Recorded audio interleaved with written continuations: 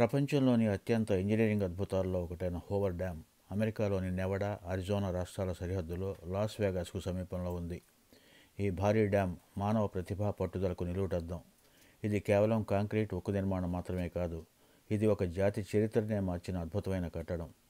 1931లో ప్రపంచం తీవ్ర ఆర్థిక మాంద్యంతో కొట్టుమిట్టాడుతున్న సమయంలో ఈ డ్యామ్ నిర్మాణం ప్రారంభమైంది. ఆ సమయంలో అధ్యక్షుడు హెర్బర్ట్ హూవర్ ఈ ప్రాజెక్టుకు ఆమోదం తెలిపారు. అందుకే ఈ డ్యాముకు ఆయన పేరు పెట్టారు. కొలరాడో నది వరదలను నియంత్రించడం, వ్యవసాయానికి నీటిని అందించడం, విద్యుత్తును ఉత్పత్తి చేయడం లక్ష్యంగా ఈ డ్యామ్ నిర్మాణం చేపట్టారు. ఇందువల్ల ఆ క్లిష్ట సమయంలో వేలాది మందికి ఉపాధి లభించింది. 5 సంవత్సరాల పాటు 21,000 మంది కార్మికులు పగలు రాత్రి తేడా లేకుండా పనిచేశారు. మొదట నదీ ప్రవాహాన్ని మళ్లించడానికి 4 పెద్ద సొరంగాలు తవ్వారు. తర్వాత 726 అడుగుల ఎత్తున ప్రపంచంలోనే అత్యంత ఎత్తైన కాంక్రీట్ డ్యాము నిర్మించారు. ఇందుకోసం 3.25 మిలియన్ క్యూబిక్ యార్డుల కాంక్రీట్ను వాడారు.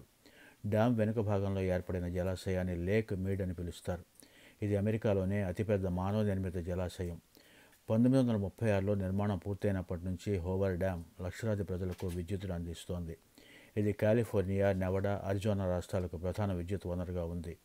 అంతేకాకుండా ఈ డ్యామ్ వల్ల కొలరాడో నది వరదలకు అడ్డుకట్టపడింది. వ్యవసాయానికి నిరంతరం నీరు అందుబాటులో ఉంటుంది.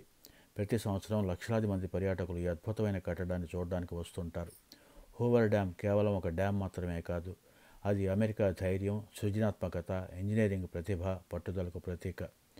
డ్యామ్ అంచు మీద నడిస్తే నిమిషాల్లో అరిజోనా టైం జోన్ నుంచి నెవడా టైం జోన్కి మారిపోతారు. ప్రకృతి మధ్యలో మనిషి నిర్మించిన అద్భుతం ఈ హూవర్ డ్యామ్.